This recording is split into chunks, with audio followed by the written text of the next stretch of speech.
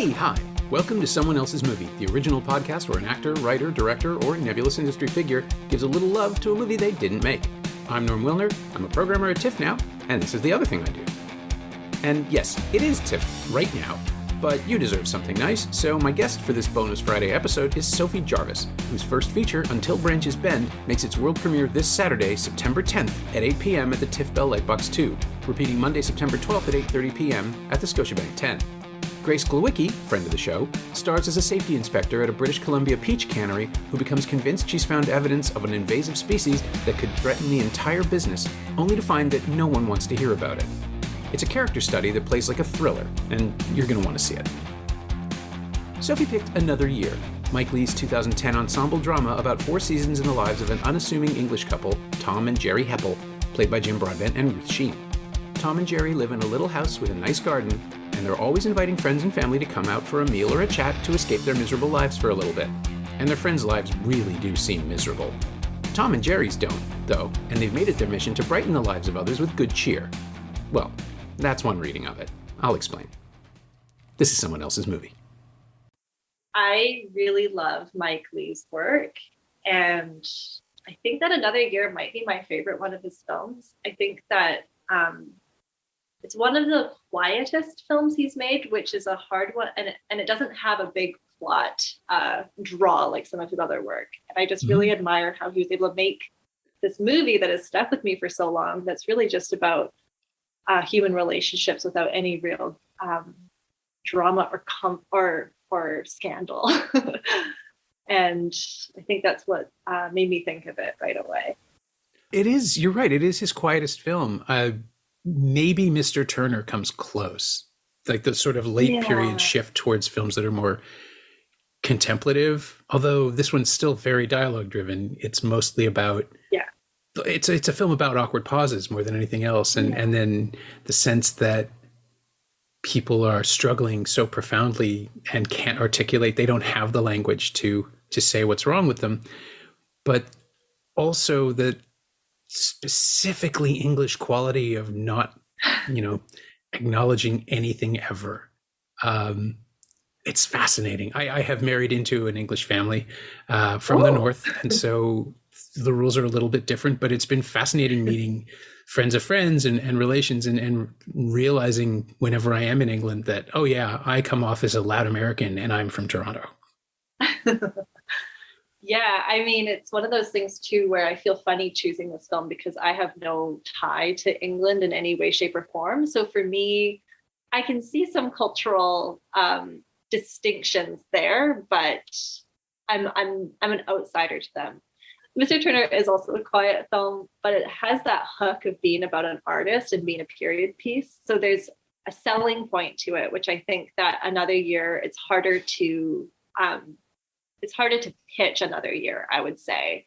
And I think that just comes to mind partly because I'm, making my own first feature, and there's all this questions about like, how do you get a movie made? Like, how do you get people to watch your film?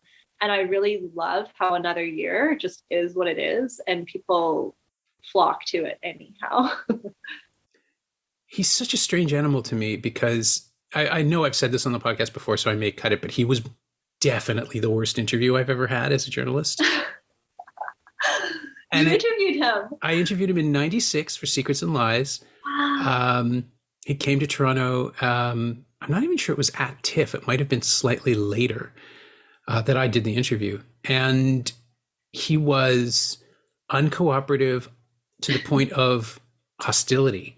And it apparently was just because it was television. I was filling in for Global TV, and I was this 28-year-old kid asking him questions about his movie. And, I knew all about his films. I'd been writing about them since the 80s. And it's not like I was a rookie, but he saw the camera, I think, and just shut down or just had no interest in being helpful anyway. And it was like he picked his nose to render the footage unusable. It was incredibly disrespectful of the process. And Mike. I know. And Ingrid Rendoja, who interviewed him for Now, said she had a great conversation and they talked for way over their time, and it was her and a tape recorder. Though, I'm not surprised because I did watch the director's commentary on this film in preparation for this. Oh God, did he mention me? Conversation. Yeah, he mentioned you a lot, actually. See, I No, can't. I but can't listen.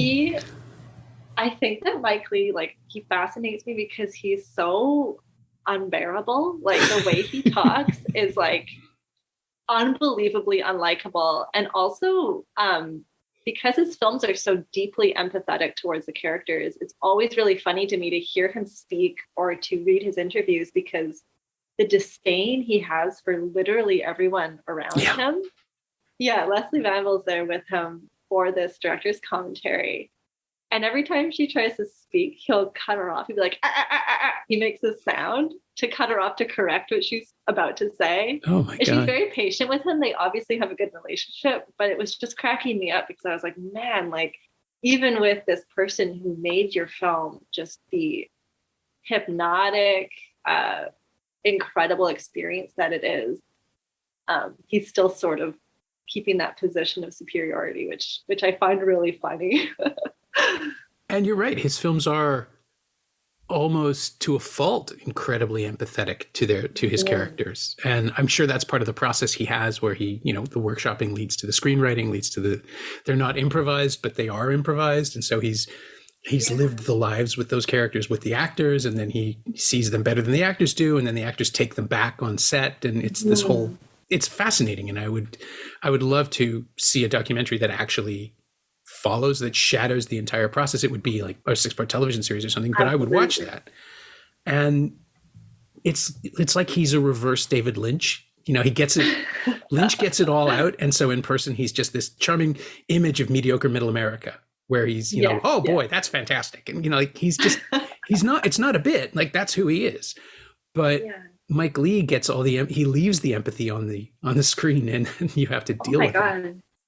And it's the funniest thing because in the commentary, not to keep going back to it, but I will because I just thought it was hilarious. He doesn't say a single nice thing about Leslie Manville's character, Mary. He calls her self-absorbed. He always comments on how much she's drinking. He says something which is true, but which I also thought was really funny, where she's just a woman who has absolutely no sense of humor. And there's all the empathy that you have for her on the screen. I was just waiting for him to say one thing, to be like, this is why she is the way she is, or to even acknowledge why we care about her. But he just has this extremely low opinion of her that he makes extremely clear through the commentary.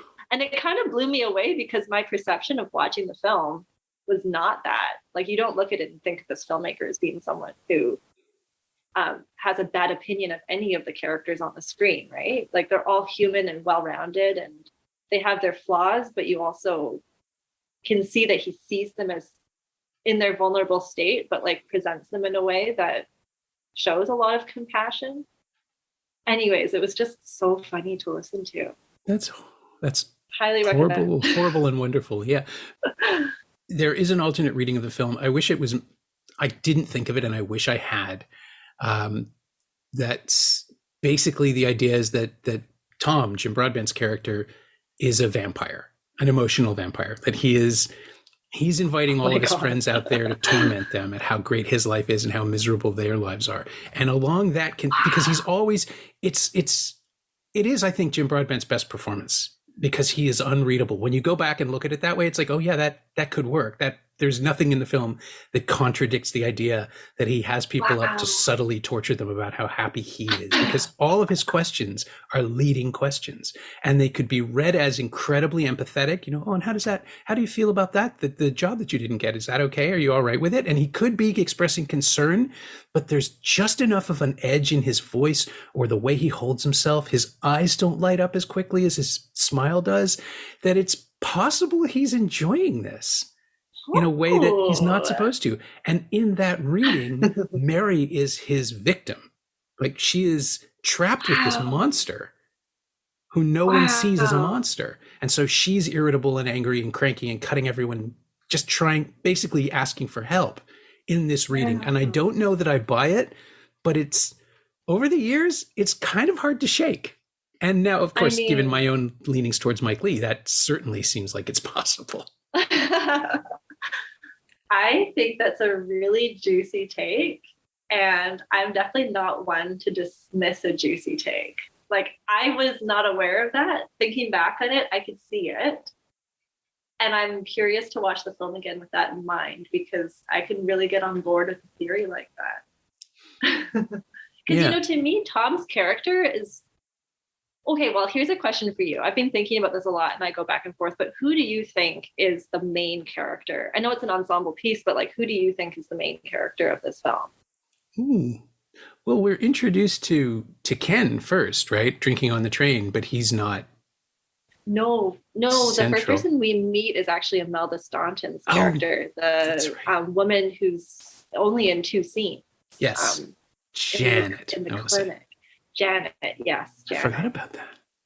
I have not Yeah. revisited it recently because of all the things that are spiraling around, obviously. But Oh, don't worry. oh no, I really do. I want to watch it again. It's just I'm not ready for that level of specific unhappiness. Oh I no. follow along just right now, I need a little buoyancy. Yes.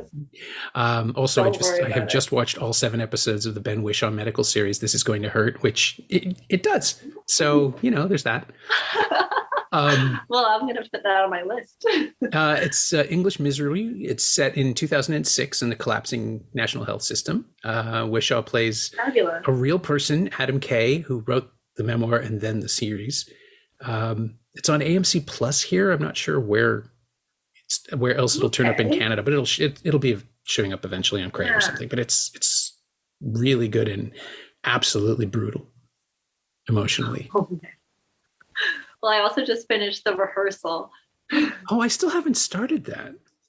Oh, that's also brutal in a different way, but Yeah, I'm all about it. I really like what Nathan Fielder does. I just haven't had the mind space to watch it yet. No. But yeah, I don't know if they're. I mean, I think the main character, and this sounds so pretentious, but I think the main character is England. Because this is what I was going to say. Like, I think this film is in much the same way that the Ben Whishaw series uses the 2006 crisis in healthcare to sort of point to where we are now. Another Year is weirdly one of the first Brexit films in that it signifies, it knows something's wrong. I mean, Naked did the same thing, right? This isn't a new tactic for Leigh, and so I was sort of predisposed to see it, I think. But he's really good at capturing the zeitgeist of anxiety, the way that everyone is braced about something, but they don't know what it is yet, and they can't put a name to it. This middle-aged man who's just binge drinking on a train first thing in the morning for the weekend is going to vote Brexit. Like, he's going to vote yes, he'll vote leave. And Leigh doesn't even know that's coming. He just knows there's something in the air. And the last time I saw it, which would have been maybe just before the pandemic, 3 years ago, I was struck by just how much is coming, how much of this is about anxiety, economy, uncertainty. There's all this stuff about the allotment where, it's a public gardening space, but they're feeling entitled to that space and they're claiming it. I'd love to talk to him about that. And I also know he won't give me a straight answer because it's just not his way. But it really does feel like it's the canary in the coal mine. It's the first movie that sees David Cameron's election as the end of the world. Yeah. For Britain. That's amazing. Well, and that actually makes a lot of sense to me, just thinking about some of the stuff that's come up for me. Like, I think that this film, it's a lot about characters who see the future either as a place of joy and security or as a place of terrifying unknown. Mm-hmm. And I think all of the characters have a past that either haunts them or buoys them. And it's an either or scenario with every single character. And, of course, they're more complex than that. But I do think that there's people like Tom and Jerry who have their allotment, but they also have a very beautiful garden at home. And then there's people who don't quite have that, and maybe don't know to take advantage of those things that are offered. Because my understanding is that with allotments, it's something that you are able to have. You don't need to I don't know. I'm sure you have to apply. I'm sure it's a very municipal bureaucratic thing, but it's all the council. This sort of idea of, yeah, exactly. So I feel like there's this sort of difference between, I don't know. It's about the future and about how people's perceptions of what's to come either calms them in the moment or causes them great anxiety in the moment. Yeah. And, Brexit. yeah, given the state of the world since and everything else that's going on, it's a conversation that we're having here constantly between ourselves, between cultures, between communities. And I'm realizing that I'm an optimist, and it's probably going to be the death of me because my wife is much more pessimistic and more about we need to figure out what's going to happen, where we'll be 5 years from now, 10 years from now, not just economically and personally, but where the state of the city will be and what that means to us.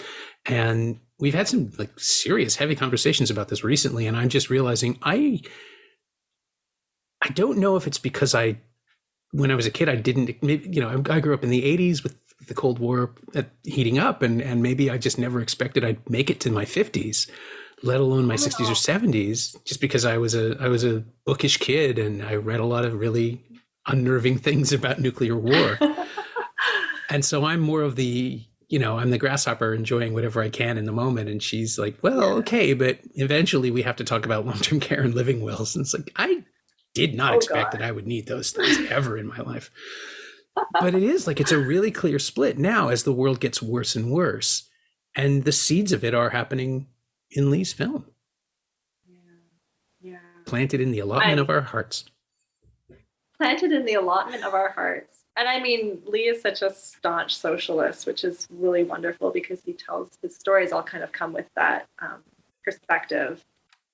But again, to talk with the commentary, he is fully on Tom and Jerry's side, and he is very defensive of them. He uses the phrase, some people say, a lot in the commentary, based on, I guess, people saying that Tom and Jerry might be perceived as smug or as cruel in the sense of rubbing their good luck in everyone's faces. But he really defends them. I'm bringing that up just because I think it's a little curious, knowing that just the take on the film being about Brexit or not. Obviously, that was just a little sparkle in England's eye at the time, but just that those low level anxieties that are building, and it's interesting the amount of and they live outside the city. They are safe, right? They're ensconced they're protected from whatever miseries are coming. They've seen it coming and they've gotten out, or they've just been lucky. Well, and I think that they live in a small suburb near London, but they go visit Jim Broadbent's character's brother where he grew up, which seems to be a trip away. So they have this sort of protection of just outside of like the city, but still close to the city. So they have that proximity that is sort of cosmopolitan, I guess, but they can still go to their allotment. Whereas they have effectively left a harder life behind. Or at least we know that Tom's character has.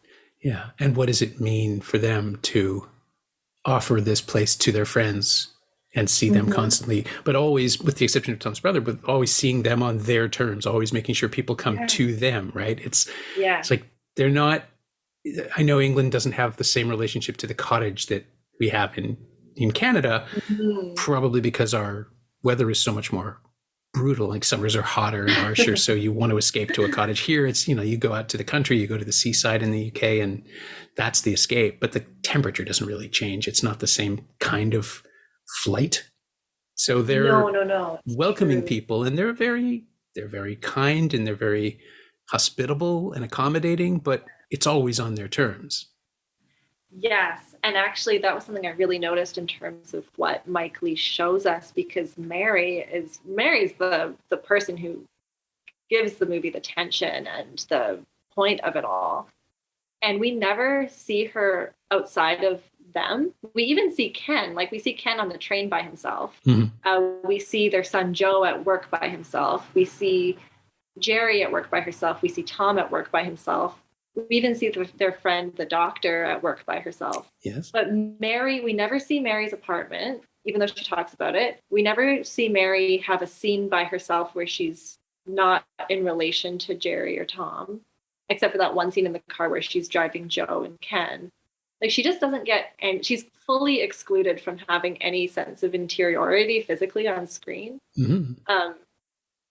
Which is fascinating because she's constantly talking about how alone she is. Yeah, exactly. So I just found that really interesting because, of course, their house, Tom and Jerry's house, is the center for everything that happens and passes through. And even in the title of Another Year, it's sort of almost like from their perspective, this is just what another year looks like for us. Mm-hmm. And all these peripheral characters come and go. Yet some of them are given their moment alone, while Mary just absolutely isn't given that. Yeah. And we learn about her through her long monologues about her car, her little small red car, which I think is just phenomenal. So you're getting her perspective through that, but we're not actually witnessing it as an observer. We're hearing it through her own filter. Yeah. And of course, as you point that out, I'm thinking, wait, no, I saw that. That's in the movie. And it isn't. It's just Manville. It's just her monologue. It's like the story, I think it's David Strathairn tells it in The Secret of Rowan Inish about the girl's parents who she never knew. No, sorry, it's the actor who plays her grandfather. I can't remember who it is. But it's so beautifully written that I am convinced I have seen it, and it is just a man talking. That's powerful. Yeah. Yeah. It's really, it's almost hypnotic when a good actor is given a story that detailed and the material is so strong that you picture it as you're hearing it, you're there watching it, and then your mind overwrites it in a weird way. Absolutely. Yeah, it's fantastic when that happens. But yeah, Another Year is in my head. I've seen those scenes. I've seen the car. But no, it's not there at all. No. I mean, we do, like, she shows it off to them outside of their house, but we don't see the stories she tells, like how she got towed or how she got broken into or how her stuff got, like, all the toilet rolls she bought got stolen from it, and all the ups and downs of this car drama is just all told through monologue. Very uncomfortable monologues. Yeah, and that's what I mean about how it's totally readable as she's the sad sack they have up to feel better about themselves because their car is not being broken into because they don't live in the city, right? They're not, they can write off all that as one person's run of bad luck. And as well, she's the sort of person, it seems, who only has bad luck because she refuses to accept the possibility of something going well. So she's just created this terrible feedback loop of her own misery. I mean, obviously bad things are happening to her, but it's about perspective, right? It's about how you choose to respond to them. And Mary has given up trying to find a bright side, it seems. Yeah, by the end for sure, because I feel like she does this thing in the beginning where she kind of sees herself as a laugh. Like, she loves to come in and tell her woes, but very cheerfully, like, can you believe this happened to me? Yeah. But then later in the film, when that scene, which is just burned into my heart, where she meets Joe's girlfriend, Katie, and then she starts telling the story about how her car got broken into. It's a story you could tell she was ready to tell and get a laugh from everyone. But when she starts talking, her own emotional state is so rattled that it just comes out as petulant and whining and self-victimizing. And it's just the context in which she tells these stories is so fascinating, and her emotional state. And I think that's another thing is, like, there's characters who react with their emotions and there's characters who react with their rationale. And I think that has to do with being insecure or being secure. And, you know, with Mary and Ken, they're both very emotional people where these things happen to them and they react in ways that make them more vulnerable. Whereas Tom and Jerry sort of have this protective layer of confidence where they can have something happen and they have the space to acknowledge it and process it before they respond. And I just find that really interesting too, that extra layer of protection that they have because of all the things that give them so much privilege. Yeah. And the insulation gives them it's intellectual and it's literal, right? They don't have to have they don't have to sympathize if they don't want to, because this isn't happening to them. This is an abstract. Yeah.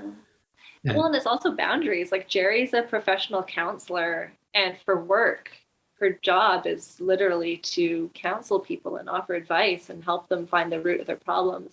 And she's drawn a really clear boundary where she's friends with Mary, but she's not going to be her counselor. And there's that heartbreaking moment at the end of the film where Mary says, I don't want a counselor. I just want to talk to you. And Jerry basically says, no, we got to find you someone to talk to. And there's several times through the film where Mary offers to Jerry, like, I want to be here for you. I want to listen, like, tell me everything. And she even says that to Joe as well. And you can tell that she's trying to even the playing field a bit, because she obviously has enough self-awareness to realize that she is putting a lot of emotional responsibility on her friend. But the thing is that Mary's a terrible listener. So why would they ever share anything painful with her, knowing that it's not going to be helpful to them in any way, shape, or form? It's just very interesting to me.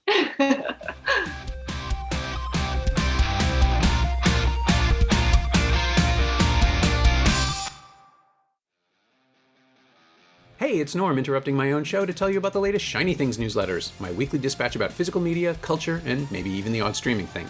I just sent out a look at Shout Factory's 4K upgrade of Toby Hooper's The Funhouse and Arrow Video's Running Out of Time double bill, and this weekend, somehow, I'll tackle Paramount's ultra-high-definition restoration of Star Trek The Motion Picture and the 4K treatment of its sequels. Subscribe for the price of a latte at shiny-things.ghost.io or find a link at the Semcast Twitter account. Yes, even during a film festival. Come check it out. You know, if Mike Leigh has an avatar, an alter ego in the film, maybe it's Mary, because she's sort of hard to deal with and brusque and self-absorbed, but she sees herself as trying, right? Oh my God. At least at the end. But I wonder if he has the self-awareness to realize that, because his previous film before this was Happy Go Lucky, which is a similar dichotomy, right? It's about someone who is unflappable and irreparably optimistic to a fault in Sally Hawkins' performance. And she's contrasted with this febrile rage monster in Eddie Marsan, who is, and they're both absolutely lovely people. And I've talked to them about this over the years, like here and there. And there's like, yeah, no, we got on great. It was fun. It was fine. I spat on her sometimes, but she understood it was in character. But like, because, 6 months of the most extreme emotions on either side to create that film, this was his response. Like, this is the film he follows it with, which I find really fascinating because it is so completely level in its tone and almost whimsical in the music. The choices of the score are a bit looser than his usual stuff. It actually made me think of this. I think High Hopes has a similar score, but that's going back a good 20 years. Maybe it's just the woodwinds, but there's something similar about the two scores. And he's made this film where there is profound misery and all of these powerful emotions are roiling around, but it's all about repression, whereas Happy Go Lucky was just about spewing positivity and negativity to see what happens when if they cancel each other out, or if one can corrupt the other. And it's so weird and measured, but there's no one in Happy Go Lucky that felt like an avatar for Leigh. It felt to me like he was studying these two specimens of people he was completely unlike, and that was the challenge of the story. Mm-hmm. And here it's just that cranky person reminds me of someone. Yeah, well, okay, here's a doubling up on your theory. I think that Mike Leigh sees Tom as his avatar, as a sort of all-knowing, observant person. But in reality, Mary and Ken are kind of Mike Leigh, but he's putting the worst of himself that he wouldn't want to speak of into them. And then in this director's commentary is just lampooning them in the process. It's almost like a way of him to try to address and knock down those parts of himself that maybe he's aware of but doesn't like. Whereas he really aligns himself with Tom and feeling like he's in Tom's situation in real life. Tom is doing the yes and thing, right, for improv. Yeah. He's quietly getting everyone to keep talking. Yes. And in the emotional if the emotional vampire reading is a filmmaker consuming them for material, that kind of works too. I mean, maybe he's in every character, but I like this, like his conscious avatar and his subconscious avatar could maybe exist together. Yeah. And Broadbent, Yeah. I mean, they've all worked together over the years in small roles and large roles. Broadbent would see it. Broadbent would get it, I think. And yeah. And to extend that tiny metaphor just a little bit further, the other side of the Tom is a vampire or Tom is an emotional vampire argument is that Jerry is feeding him by bringing people. As a counselor, she's best equipped to see who's broken and needs to be brought to him. And so she's sort of his Renfield, presenting him with, and again, there's nothing in Ruth Sheen's performance to contradict that. She's remarkable because she is an incredibly empathetic character. She is just taking it all in all the time. But what she's doing with it, we never see. Like, we don't see her coping strategies at all. And no, it's so fascinating. I really like this. I'm telling you, once you start thinking about it, it really does not go away. Because why do all these people keep coming around? Like, obviously they're really good cooks. They talk about it all the time. There's also this, like, there's all these really obvious metaphors that if it was a worse filmmaker, I would be so mad at them. But like, there's their garden. Like, they're always harvesting this abundance and cooking fresh meals for everyone. And there's Mary's car, which is, you know, breaks down. And by the end, like, it has its own arc. Like, there's all these really obvious, not very original ideas that are handled well because it's Mike Leigh, and you're like, okay, I'm all over this. But there's something about this idea of Ruth as being, or Ruth's character of Jerry being this, like, she harvests from the garden, she brings Broadbent like all these strays to emotionally feed off of. Just that dynamic's really exciting. Yeah, it's fascinating. I'm going to find out who came up with this because it is ingenious. But I think it's just reacting to the anxiety behind everybody's eyes, to the stuff that's going on where nobody who goes to see them leaves happier. I know. That is a good point. Yeah, they all come away worse. They do. And, you know, the big coup is when they go back to Tom's family home because his brother's wife died. Mm. And they really convince Ronnie to come back to town with them. Like, they really ask him several times and he's not really into it, but finally he just does. Mm-hmm. And, you know, we cut to their home and Ronnie's just by himself at their house. Like, Tom and Jerry are out at the allotment. Like, they've just left Ronnie alone in this house with like no plan. And there's that wonderful time where Mary comes and she and Ronnie have to sort of dance around each other a bit. But yeah, it's like they bring this guy here that are, I guess that's under the guise of caring for him, but you don't really see them care for him in that way. And it's just all a little fishy, isn't it? This compulsion to bring these people back. Yeah, and then not know what to do with them or not know how to relate to them any further. It's you know, Jerry's barrier, the boundary that she sets. When they make conversation, it's all about stuff that's obviously not fun for Ronnie or Mary to talk about. Like, they're all talking about their travels, like their honeymoon. They took like a 7-month honeymoon traveling through like Europe and Asia and went down to Greece. And they're telling this long story, which like Mary and Ronnie literally have no interest in it. And they know that it's mean. It's kind of mean. Yeah. It's like the family members who insist on showing you every photo they took on a vacation instead of just the highlights. Yes. It's like, I couldn't tell if it was preening or if they just don't know how to relate to people beyond the like falling back on the thing that they know how to do, which is talk about themselves and roll and roll and roll. Or even a more generous reading would be that these people aren't going to make conversation, so they're just going to act normally, and why hide their happiness? Because, you know, it's what they can talk about, and these people know that they don't have to be there if they don't want to be there. Yeah, except that you begged them to come. There's many different ways to look at it. Yeah, I personally wouldn't go on a long talk about a travel like that if I knew my audience was not interested, or would also maybe feel like shit if I was talking about it. Yeah, just put on a movie. There's movies. You can distract people. Exactly. Yeah. I've been trying to figure out how to make this pivot to Until Branches Bend because Another Year is such a dialogue-driven film and so packed with, you know, not event exactly, but activity. Stuff's always, people are always going to and coming from. And Until Branches Bend is a really spare focused, I mean, this is not a criticism. I loved it, but we're watching Grace Glowicki crack for an hour and a half.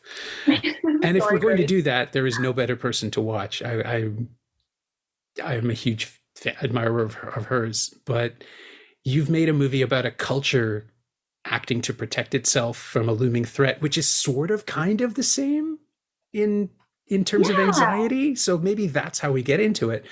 But was that on your mind? I mean, this feels like in so many ways a response to the anti-vaxxers of COVID and all that's happening right now. But I know how movies work. You must have written this before. Yeah. I think the first draft was in 2016. Right. And I mean, there's been many, many drafts. This is a first feature. It goes through a lot before being allowed to get made, just in terms of financing. So, I mean, an interesting thing was that we were supposed to shoot in the summer of 2020, but then something happened. So we had to push by a year. And in that year, there was a lot of people saying, oh my God, your film is a little bit too topical. And I think I had this fear of, oh gosh, people are going to think that this is a reaction to the events of 2020. And of course, it's not. But having that extra year was really helpful for me to be able to, witness what was happening around me and in the world, and take that into mind when we were going into production. And there's other parts of the film too, like Roe v. Wade was overturned when we were well into post. So that whole situation in the film as well might be seen as a reaction, but it's not. I think it's just the low-level anxieties we have about these extreme opinions that maybe were just living within me for the last few years, and which seem to just be coming to light, which I guess is kind of the theme of the movie. Is there's stuff that simmers below the surface. You can't really name it until it bursts out, and then you can point the fingers at it. Yeah. I mean, I thought about Take Shelter as well, the Jeff Nichols film, where you're just watching someone boil alive in their own paranoia. And because we have no external perspective, as is the case in your film, there's really no release. There's no way out except to go through it with them. And that's where compassion comes in, right? Because if the filmmaker just treats them as a lab rat, it's going to be unpleasant at best, unbearable at worst. But there's so much compassion for your characters. I mean, not just for her, but for everyone. I think you are trying to see them as people with motivations, if not agendas, right? Like everybody is coming from a real place. It's just the level of elasticity they have in their minds that's the problem. They all have their own individual interests at top of mind, I think, because their individual interests are kind of high stakes for a lot of them. Like for her friend Jay, he's a farmer, and it's a family, it's a generations of families who've been running this orchard, and they had a really rough go of it recently. So if this, bug is a problem, then they're effectively doomed. So, there's understanding about where people's positions are and what they want to believe and what they don't want to hear. All over the place. I think even with Dennis, who could arguably be the antagonist of the film, like I think this person has a job to do, and he's also a people pleaser. And I didn't want him to come across as just one note or one thing. I really wanted to show that he's in an awkward position where he kind of has to do something terrible in order to do what he thinks might be the most helpful thing for everyone else. So doesn't excuse what he does, but at the same time, I understand the position that everybody isn't in this film. Yeah, it's funny. The other movie, and maybe this is just because it's always in the back of my mind somewhere, but the other movie that I thought of while watching your film was Jaws, where, Larry Vaughn is not he's a bad person, but he's not a bad person. He doesn't think he's a bad person, and he's just trying to keep the town going, right? I mean, again, COVID, right? Short-term sacrifice, long-term safety. We blew right past that. Oh, yeah. So it's not just the one outlier. This is a thing that's in people's minds, and as it turns out, a human response to crisis, to conflict, is to just pretend it's not that bad and do absolutely nothing. Yes. Well, there is that town hall scene in Jaws, which I did watch a few times trying to figure out how to do a town hall scene of my own. So I'm glad thought I that recognized Jaws that. came through for you. It's never far from my mind. Never far. Between that and Footloose, I mean, another great town hall scene. Yeah.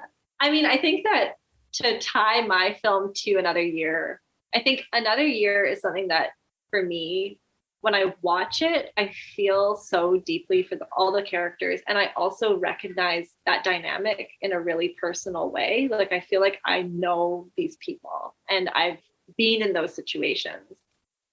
And I think with my film, Until Branches Bend, which is very different, there was so, how do I put this? Okay, so our film got funding from Telefilm, and it was also a Swiss co-production. So there was a lot of people involved, and a lot of people who didn't really know me super well. So, to put an investment into a first feature is a risk, and obviously everyone wants to know that the director will be able to pull it off.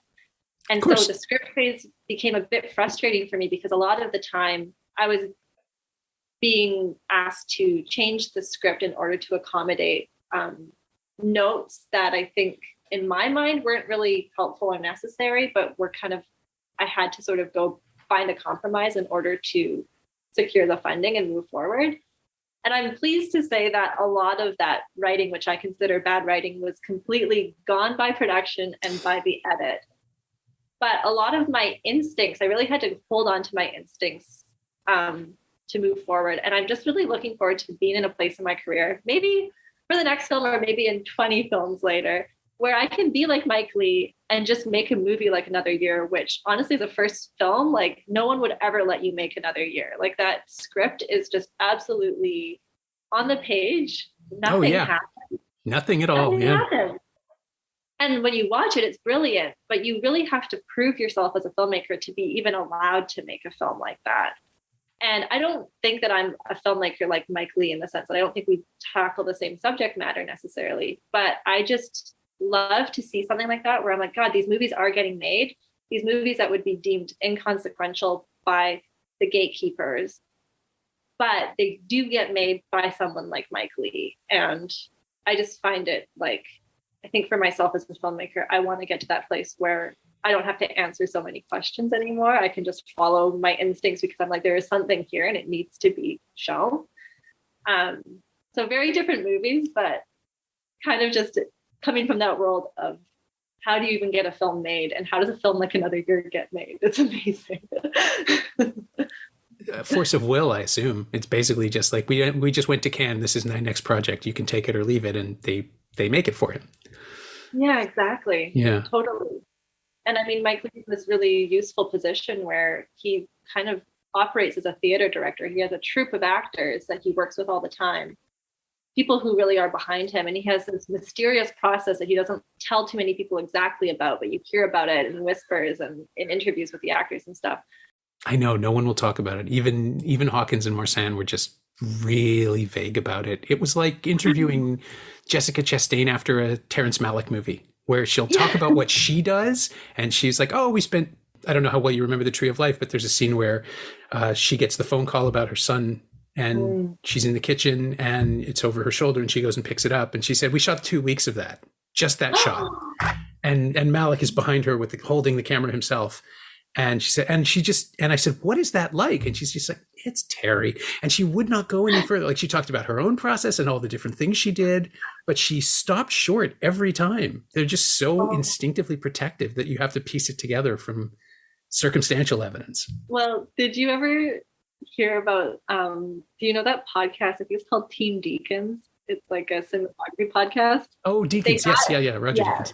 They got Dick Pope, Mike Leigh cinematographer, to come on I have not heard that. to talk, and he does. And then Mike Leigh apparently was so upset by what Dick Pope said that he demanded a redo of the podcast. So a few months later, they released another episode where it's Dick Pope and Mike Leigh, where Mike Leigh basically just eviscerates Dick Pope's take on his experience shooting whatever film they were talking about. And Dick Pope just sort of takes it. Like he just like, yeah, you're right. You're right. Is this like the Prestige? Like, do they have this long-term character bit where he's just performing this and everybody's okay with it?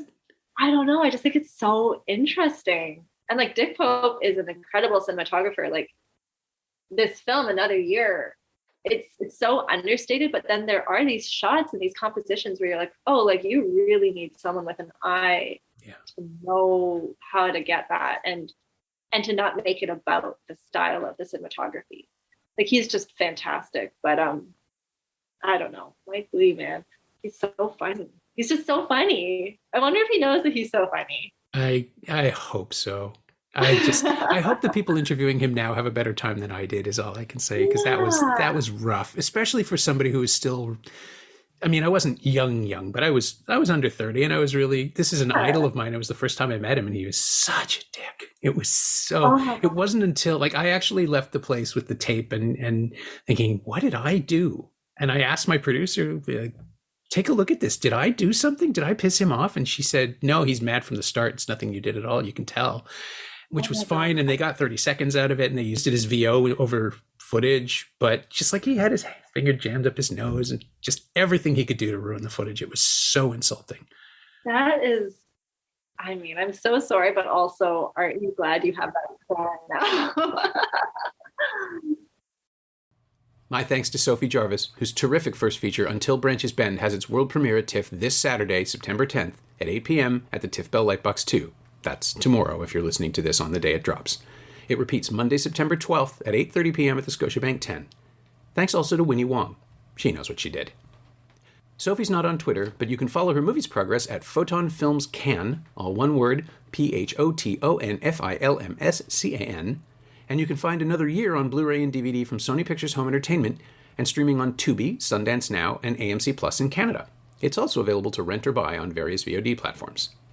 As always, you can find me on Twitter at Norm Wilner, and you can find this podcast there at Semcast, SEMcast, and on the web at someoneelsesmovie.com.